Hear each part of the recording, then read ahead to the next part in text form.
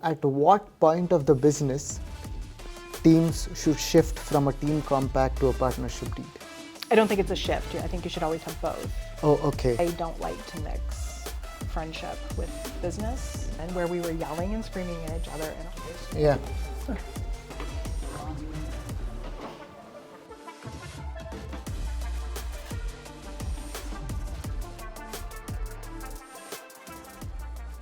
If you want to participate in the Hult Prize competition, one thing they test you on is about the kind of team you have.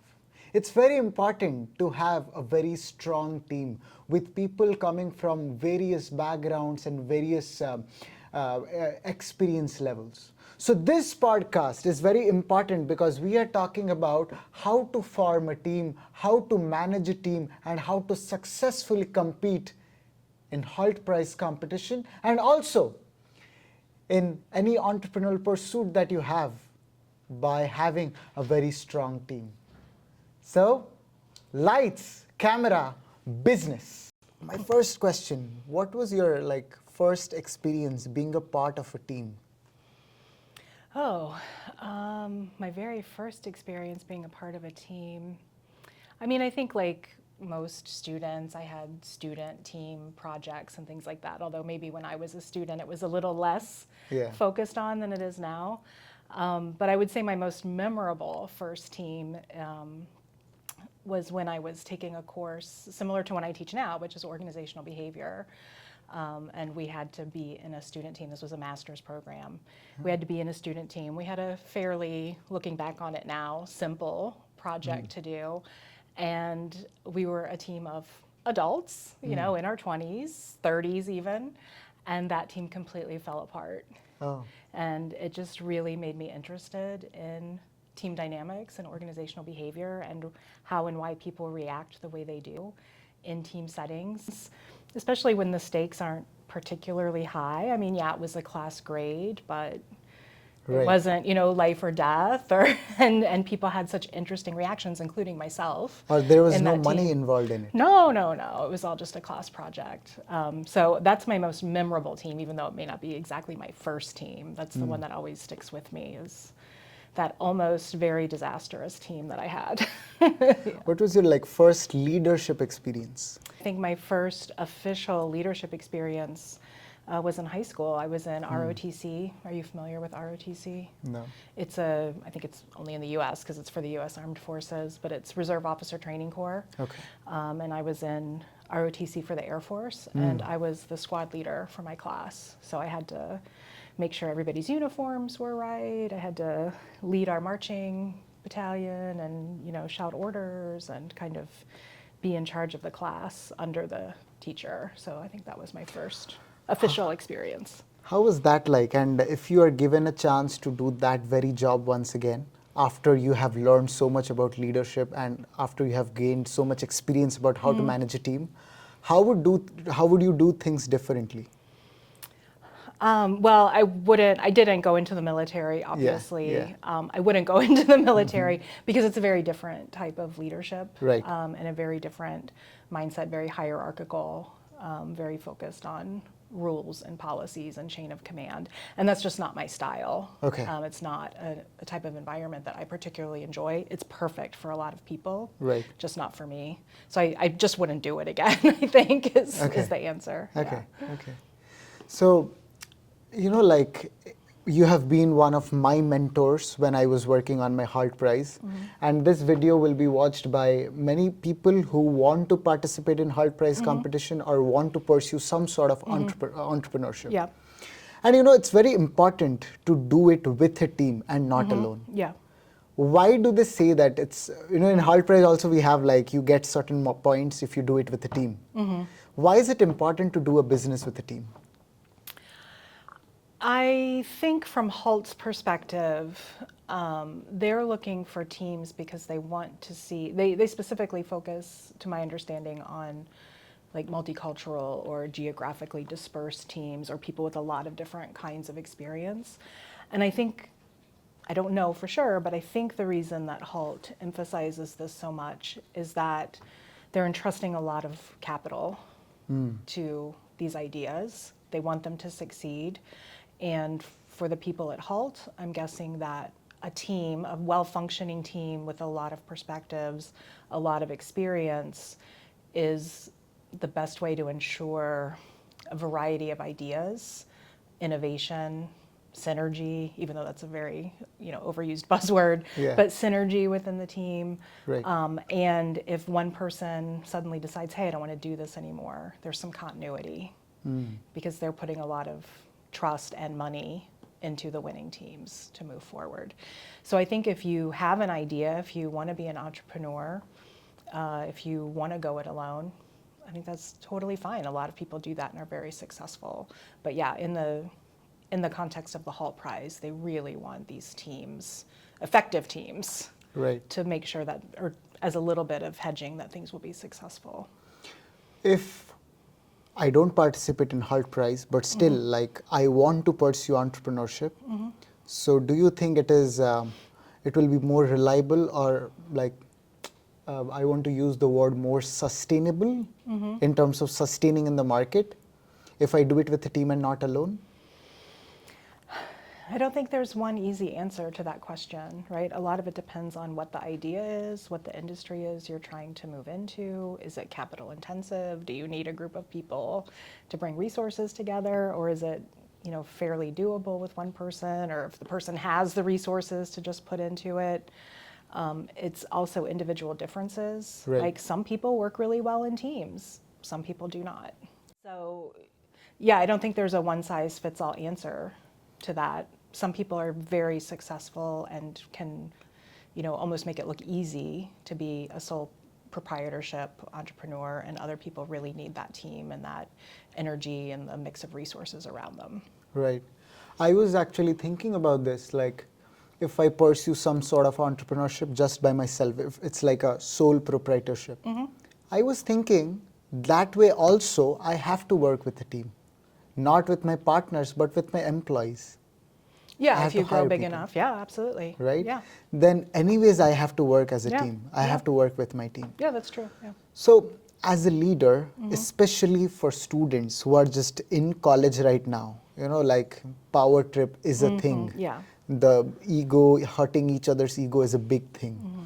So what are the best practices that we can have as student leaders who are trying to pursue entrepreneurship and probably, like do something in the market with an intention to make a change in the society? Yeah, okay. So that's a multifaceted question. So the first part was best practices in leadership. Right. Is that right? So I think one is to be really clear about what is leadership. Like when you say someone's the leader, what does that mean to you? For me, it's like they have a bird eye vision of the whole project. They're making sure we are making progress as individual departments and as an organization as a whole. We are making sure that everyone is heard, all the teammates are heard, no one is hurt, and yeah, we are just coming together with best intention and we are all in the same page. It's like, not like I want to make an impact and my teammate wants to make money and go home. So we are like all together, we want to make money and make an impact. If we think about like the field of leadership and how research talks about leadership or how the field talks about leadership, leaders are concerned with motivation, a key term being influence, right? So you have to be able to influence other people. Leaders are looking for change, if it's a change initiative, or developing something from scratch if it's a new startup, right? Whereas managers are more like planning, executing, monitoring, making sure things are going well. Oh, okay. The leader is like, how do I get people to go against their self-interests to do this? Okay. Right. So even if you have, I think I use this example a lot in class, right? Even if I love my job, I love teaching students, right? There are days when you're just like, I don't want to go to work, right? I don't want to. So how do you create cultures, environments, structures, visions, stories that encourage people to give up their self-interests on those days when they're like, I don't want to come in and do this. Wow. Right. how do you develop people? How do you take care of people while making sure that the organization's needs are being met at the same time? Wow. So like if we think Paul, our new president, so my guess, I don't know because I haven't talked to him a lot yet, but my guess is Paul is not sitting in his office as the president of the college saying every day, how is this department doing? How is that department doing? How is that department doing? But he's sitting in his office saying, what are the biggest problems that we face? How do we get everybody together? How do I talk to people? How do I tell people this story? How do I share my vision and get them excited to create change in the college? Does that answer your question at all? Yes. What I understand is the role of a manager is to do the things that are seen, but the role of a leader is to do the things that are unseen, like motivation, like influence, like fighting procrastination within their employees. Wow, that's a new perspective. I never thought of it like that. Wow. So I have a question. This comes completely out of my personal experience.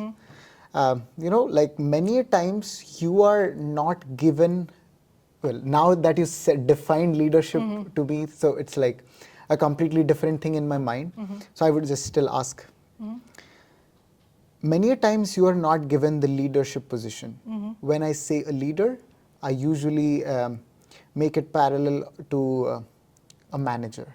You are not given power. Okay, yeah. You're not given power. Power, authority, yeah, okay. Yeah. So you are just a person in the team. But you see that the one who has been given the power maybe is not doing enough that is needed for the team. So you decide to go and contribute, which is very much probable to happen for many Hult teams. So at that point of time, initially you will be excited. Oh wow, I'm going to move some mountains. But eventually when things starts to pile up, your exams come in, your assignments come in, you want to rest, you are already burning out, then there is this uninvited leadership duty that you have taken. How do we process that? What should we think of? Should we even take that opportunity, like that task? Or if we have taken it, how should we manage it? So this is a really interesting issue with a lot of teams. So when I hear that story, I think of a couple of different possible scenarios happening. One is that the person who, for whatever reason, actually has formal authority or power really isn't doing enough. The other is somebody in the team thinks that's true, but maybe they're the only person who thinks that. Okay. Right? So the first thing I would say is check your assumptions. About like why does it feel like things aren't going well in the team? Like, is it really that stuff is not getting done, or is it just a feeling of like I want to do more, I want this to be more, right? And in that case, then you have a mismatch between goals of team members. I see. So this is where I'm sure we're going to talk about this at some point, but this is like kind of the beginning of where the team compact is important. Everybody in the team needs to be on the same page. Right. Maybe that leader thinks that they're doing enough, and the other team members are like, oh yeah, this is fine. This is the level at which we want to perform. This is what I want to get out of this team. But you, low kick, are thinking like, no, this is not enough. There needs to be more. And so you make that push to do more, which is fine if people are on board with it, but can also lead into resentment or hurt feelings or kind of damaged relationships if it's not kind of out in the open. Wow. And then another kind of piece of that is it for you? Is it for others? What are your intentions? What is the hoped for outcome? I would just say somebody in that position should be really clear about what they expect to get out of it, because you may or may not get credit for doing all of that work. You may or may not get everybody else on board with you. You may find that you feel resentful based on reactions from other people. You have to be really clear about your workload, because which is worse, the official leader not doing stuff or somebody coming in and saying, I'll pick this up, and then you're overwhelmed and you're unable to follow through. Like, both are not great for the team. So I think it really starts with clarity about you, and what are your goals? What do you hope to get out of it? What's your intention? What do you think your impact is on other people? Right. Yeah. I always see, like, whenever we discuss a problem with you, instead of looking at the problem, we always focus on the underlying problem. Yeah. Like what we call it a problem is actually caused by another thing that we don't want to talk about. Yeah, exactly. Yeah. So we talk about the content and process iceberg Yeah. of teams, right? So if you picture an iceberg, the top of the iceberg that's sticking out of the water is the content. That's the decision you made. That's the topic you're talking about. You know, that's the problem that someone's been given to you, the decision you made, et cetera.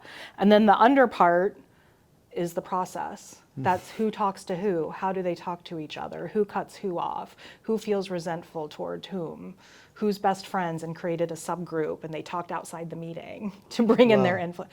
And that is the dangerous part of the iceberg if we think about what can hinder teams. Most people don't fight about the content. Like you might have little arguments about like, oh, I don't like that decision or whatever, but those aren't the kind of arguments that lead to people going home at night super angry. Wow. Right? It's the, I don't like the way that person talked to me kind of argument, the process arguments that when they fester, they end up sinking the team. Wow. So yeah, I do always talk about the underlying problem because teams are human systems. Right. Right? So if somebody just says, oh, that person's not doing their work, well, what's your contribution to that? Because you're part of that team too.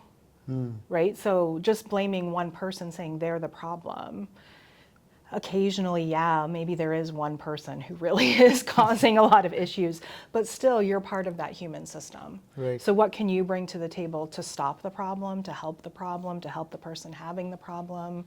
It's not a faultless situation, I guess It's about saying. taking ownership of Yeah. the problem. Yeah. This reminds me of a thing that I read in a book, I guess a couple of years back. It was like, what is unseen is more powerful than what is seen. It's Yeah. like electricity. Yeah. You cannot see it, but it is so powerful. Yeah. You know, Yeah. that's a problem that's the thing with underlying problems. You don't see it, Yeah. but that is what is causing the most destruction around. Yeah, and a lot of times it's the thing, like maybe people even do see it, but they're afraid to talk about it. Talk about it. They're Right. afraid to bring it up. So if I go back to the story I told you about my team that fell apart, it is actually like the most silly reason that things started to fall apart. We had a cultural conflict where one team member said, in my country, we like overlap each other when we speak a lot. So we just talk over each other and it's not rude, I'm not interrupting you, it's just our cultural speech pattern. And other people on the team, in an effort to be like, yeah, we want to be, you know, open and, you know, let everybody feel their, you know, cultural values are respected. We were like, no problem. Yeah, let's just do that. And what happened was that person was the only one who ever interrupted anybody because everybody else didn't have that cultural value. And we got angry, even though we agreed to it, right? We agreed to it. But over time, as that person kept interrupting us, it just festered and festered and festered. And fully grown adults had a complete breakdown before our presentation. And if we had just talked about it like 3 weeks earlier and said, you know, actually, I don't think this is working for us, Yeah. it wouldn't have been a problem. That's where I feel the team compact comes in. Yeah. You also mentioned in, Yeah. So what is a team compact? So the team compact it's not a legally binding agreement. It's an informal agreement made by a team. The team has to work on it together. It spells out things like who's on the team, what is the purpose of the team, the overarching goal of the team, as well as individual member team goals. We talked about, you know, are we all on the same page? Do we all want the same thing? We can't just assume that everybody wants an A on the class project. Yeah. Some people might not want an A. They just want to get it done, right? Yeah. So talking about those things, what do we all want out of this? Developing very clear norms for behavior within the team. Instead of just letting a lot of implicit norms take over, we're explicit about them. When do we call meetings? How much time do we expect to pass before somebody responds to us? Who's allowed to call meetings? Like who sends the agenda? It seems strange to be so detailed about all of these things, but what it does is it sets up expectations for behavior, and it gives a document for the entire team that if things aren't going well, you can pull up that document and say, hey, this is what we agreed on. Do we need to revise this? Because I don't see us following these norms that we agreed on. And so it takes out some of that personal like if you're kind of conflict avoidant or you feel uncomfortable talking to the person, I can say, hey, Lokik, remember we made this agreement. I don't think it's working. Do you think it's working? Okay. Let's talk about it. And then I don't have to come and say, Lokik, you're not doing at all what I what I wanted or what we agreed on. So it kind of makes those discussions easier Right. if we have that agreed upon paper. And then it also can include a work plan, like who does what, depending on what the task is at the time. But the really important thing is agreed upon norms Right. and the discussion about goals. I feel like that is a step one to avoid conflict. Yeah. Because like so many unsaid discussions, allegations are clear when you write it down. Yeah. Wow. So what is the difference between a team compact and a partnership deed? Well, one is it will be legally binding. Yeah, and court enforceable and things like that. And that's where you talk about, what are the actual formal functions, who's in charge of what if you're starting a company partnership, who's in charge of what in the company, how is equity broken down, those kinds of things. And yeah, that one's enforceable in a court.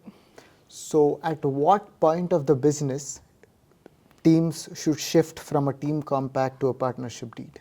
I don't think it's a shift. I think you should always have both. Oh, okay. Yeah. Yeah, I think you should always have both, especially for a startup, especially if, my guess is a lot of Hult Prize teams, Right. they're friends, Right. or at least, classmates who know each other to some degree, Yeah. right? So when you have a group of friends who now are like, we're going to go into business together. Yeah. Yeah, I think a team compact is really important. The partnership deed, I think, can come a little later, like if you're really going to pursue this business as a real business into your future, like you're like, this is what my career looks like, I want to do this for my life's work or for at least the next 10 years or something, then we can start getting legal documents together. I see.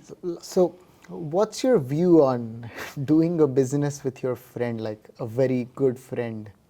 Is it always a good idea because there is always a possibility of fighting and affecting the relationship? Well, you know what my answer is going to be, right? It depends. It depends. Yeah, it depends. Uh-huh. For me, I don't like to mix friendship with business. Right.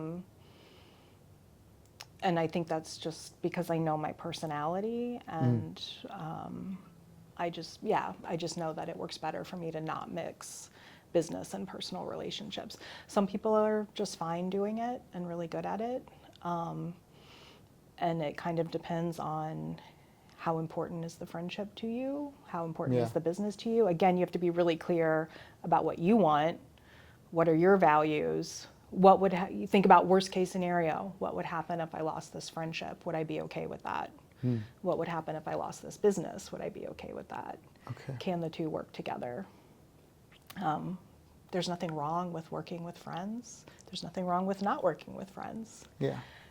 But yeah, you do have that added layer of I'm mixing personal and professional relationships now. That was my next question. I was thinking, so how do we actually keep the personal and professional different? Like, suppose I have always worked with my friends. Me and Dipreksha have been working on different projects together since very first semester of college.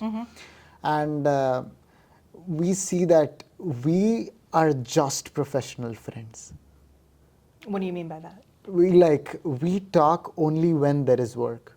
Okay. If we don't have work, if we don't have Hult Prize club, if we don't have Evo or any other project going on, then we just don't text each other. But there is this thing that, well, I trust her more and I would rely doing projects and, doing something that involves money with her apart from someone else. But eventually I see that we did become good friends. My question is, similarly, we had Parsa in our team for Evo last year. And Parsa is a very good friend of mine. She was a friend first and then I invited her to the team. And how do we actually keep the professional and personal life together, separate, and not affect each other? It's like such a tricky question. Again, it's going to be about individual differences. Right. Right? Like some people really need to compartmentalize the two and say, this is the time when we're together right now, this is work time. Like our friendship doesn't exist right now Okay. because we're working. And some people are just fine kind of blending the two. But again, this is where the team compact can come in handy, where you can say, you can bring up the conversation, hey, we're friends outside of that, outside of this project. How do you think it might impact us working on this? Do you have any concerns about if we have a conflict about the business idea or the Hult Prize project? Are you, just talk to your friend. Do you think this will impact our friendship? Okay. And work it out with each other ahead of time as best as possible. Of course, you can't, you can't foresee everything that comes up, but just be honest and say, I'm actually concerned about this. I don't want to lose our friendship. I don't want to damage our friendship. How do you see it? What kinds of conflicts do you think might come up that might damage our outside of business relationship? Yeah. Like open communication really is key to a lot of things. Yeah, like I remember when we used to talk with you about the conflicts of our team, you used to always provoke communication, but talking about the things that we don't want to talk about. Exactly. Like having those uncomfortable discussions are actually the key to most of our business problems, Yeah. to team problems. Yeah. Wow. Do you think when we work with our friends, like some people are our friends and some people are not, there is a chance of cognitive bias?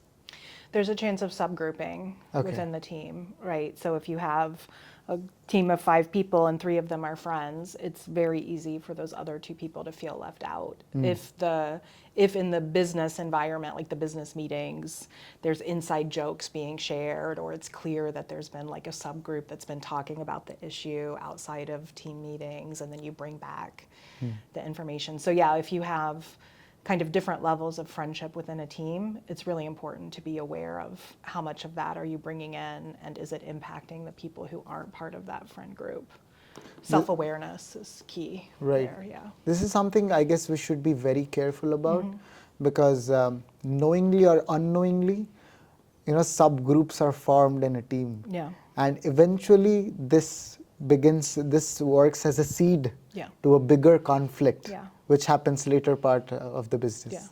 Yeah. Like one thing I do in order to understand, so that the team understands each other better, is having team outings. And we call it team bonding activity.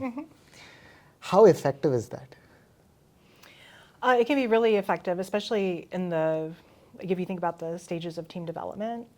That's really important in the forming stage. Even if you already know each other, you don't know each other as a team unit necessarily. So going out, doing things, socializing, getting to know people better, understanding how they work, their reactions and so forth, can really help teams further, especially when they get to like the storming or norming stage of development. All of that background social activity that you've done really helps kind of smooth over issues in the future as well. So I think those are great ideas as long as everybody's on board. When we try to have a business decision, we want to decide something. So there are different ways, right? One is like, well, just tell me, you discuss a lot, but after all, it will be me who will approve of the decision. Then it's a democracy. We decide on 2 things, people vote, and okay, this is what we agree on. Suppose, again, a situational, probably motivated from my personal experience. So, suppose there is a situation when we are in a democracy. We have 2 decisions, and people are voting on one thing, on A, and you are voting on B. But you know that B is the right solution to this problem, but you don't have enough vote. So, how do we go with it? If your team's set up that it's 51% majority vote, you have to go with the vote. So even if I think that what they are doing is wrong? If that's the system you set up, you have to work within your system. Because the first time that the vote doesn't go the way you like it, like you can voice your opinion, you can, however you've set it up, however your team has set it up before the vote, You know, if you're allowed to influence or, you know, politic for your idea, you know, you can do those kinds of things. But as soon as you go against the norms that the team has set up, then it's a free-for-all. Okay. Right? Right. You, at that moment, you set the precedent that what we agreed upon as a system doesn't matter because I like this idea better. Right. So if you're willing to do that, that's fine. Otherwise, you have to live within the system that you set up. Or say, I don't think the system is working, and as a team come up with a new system, but you're still not going to win that vote probably. So we are just talking about setting the norms. So I'm gonna again get back to the topic of team compact. When I remember the first time I worked on the team compact was when I already got into the regionals. When I was already had the invitation to go to Taiwan, Taipei in 2023. That's when we filled out our team compact. But by then we are already working on this business, say for 4 months. So what is the right time to frame the team compact? The earlier you can do it, the better, but it's never a bad idea. It's never too late to do a team compact. Is it ever too soon? I don't think it can be too soon, but I think especially what I see in student teams, like when I have students do the team compact in class, they aren't really great at foreseeing the kinds of things that can come up. So let me think of an example. So like, you know, I'll say you have to talk about conflict management. What are you going to do if a conflict arises? Right. And I'm talking about teams in my class. They're really good at saying like, well, we'll just talk about it. And I'm like, that's not very explicit, Right. So I think when you're working on a team compact earlier, and maybe it's the first team compact you've ever done, it's really important to have as part of that, we're going to continually look at this and see if we need to update it. Okay. Because first team compacts, very early team compacts Yeah. may not have as much information as is necessary Right. as things progress along. Does that So, make sense? Yeah. So like we should frame the team compact at a point when you feel you know each other and the conflicts you are going to face. Not even conflicts, but maybe more about how you work together Right, and how okay. it's going to come together, how to be more explicit. It's a little bit hard, I think, for students who maybe this is their first like high stakes team, Right. like the Hult Prize, to really have a vision of what could come down Right. the line. It might not even be conflict. It might be decision making, where you say we're going to make every decision by consensus because that's what we do at Earlham, right? And then at some point you're like, wait a minute, there's too many decisions to be made. We don't have enough time to make all of these decisions by consensus. And so then we come back and say, we need to look at our team compact again. Is this working for us? This is what we said. Is it realistic? And so you can it can be an iterative document, is what I'm saying. Wow. Team compact is so important. Like now, after talking with Becky, I feel like the definition of leadership has completely changed for me.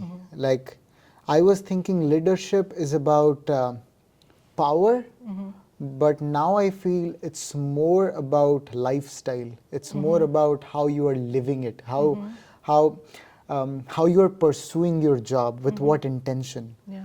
Now I feel that leader is not one person in the team. Rather, it's something that everyone should have, Exactly. Yeah. which will eventually lead to the success of the business. Now, in my mind, it feels like, am I giving rise to another conflict if everyone is a leader in the team? Because there is a saying in my language that, you know, that place where you keep a sword, what do you call it? What do you call? Scabbard. I'm sorry? A scabbard? Yeah, scabbard. They say that you cannot keep two swords in one scabbard. Yeah.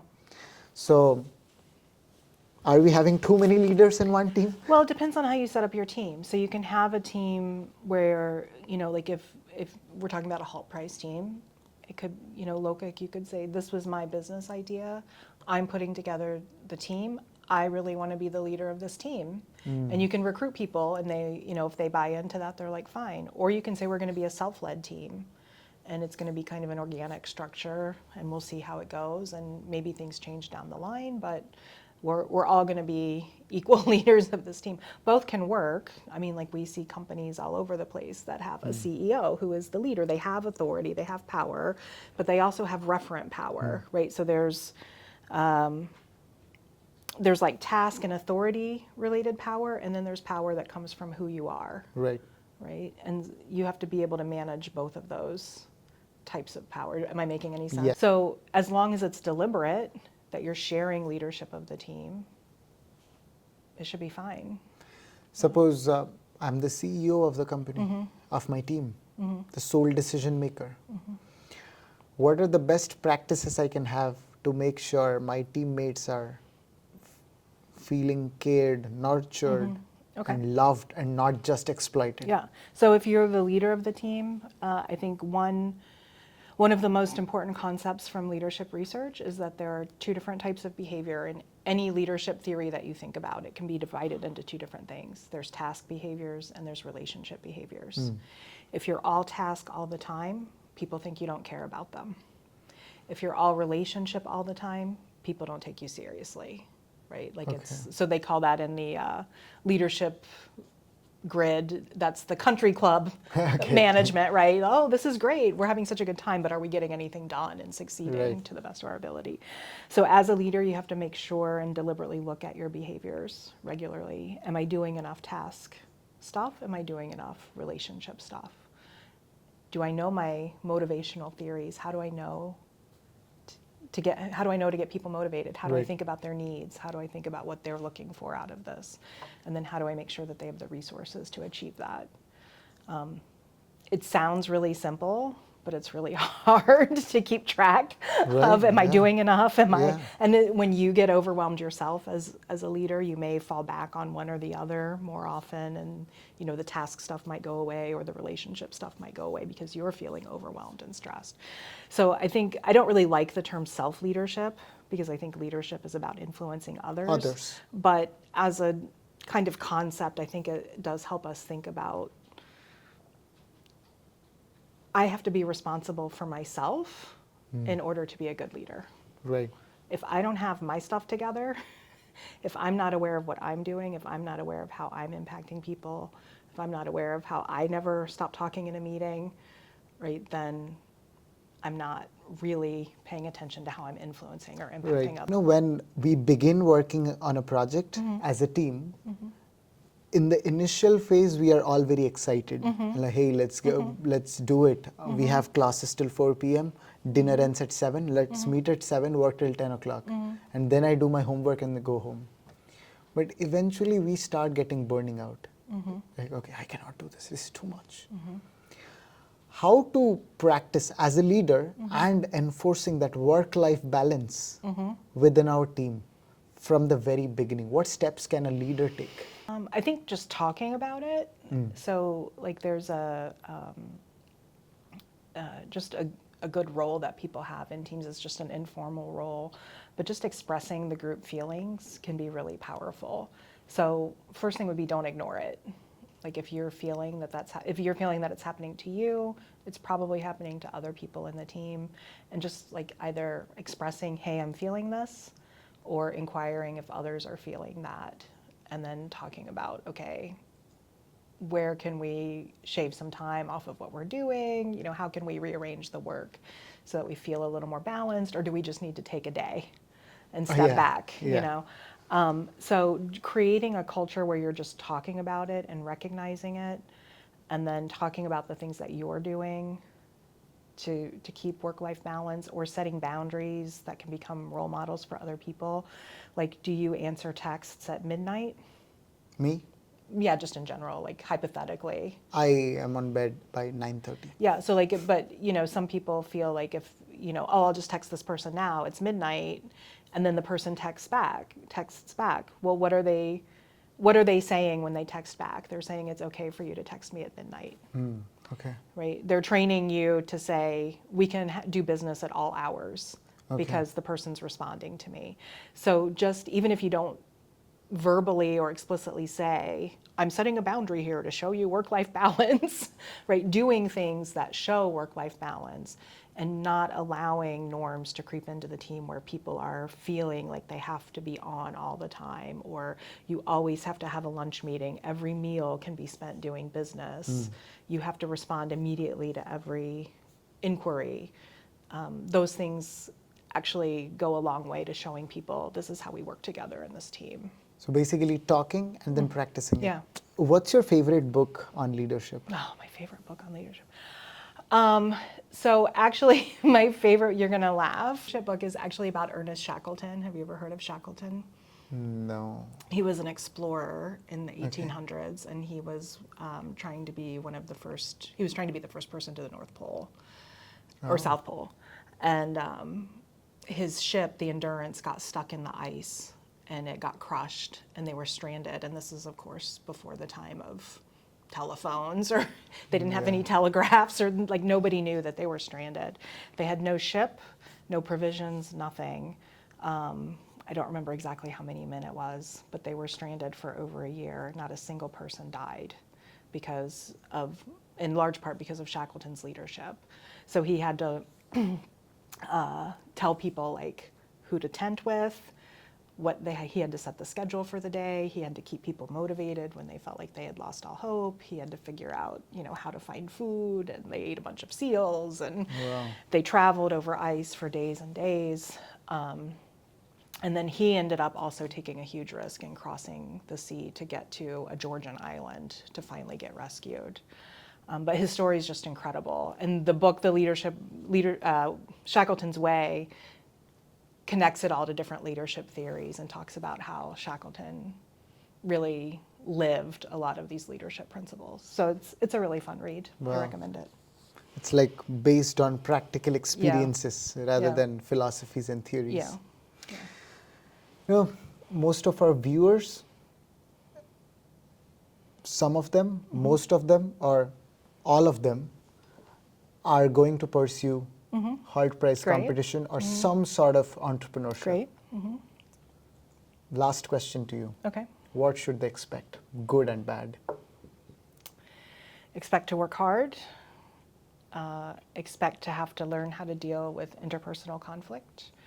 Expect to get really in touch with your values and intentions, right?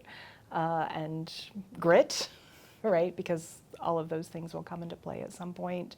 And expect that you can't control things, right? You don't know what's going to come up.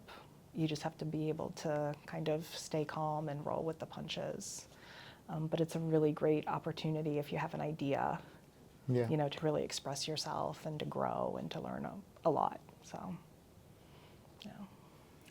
Thank you so much. It was a beautiful conversation with you, Becky, today. Thank you, Luke. We talked about so many things, about leadership, about managing a team, about having work-life balance, about Shackleton, about Shackleton, your Ernest favorite book. Shackleton, So, my dear friends, with all those things, you can also expect a possibility of success.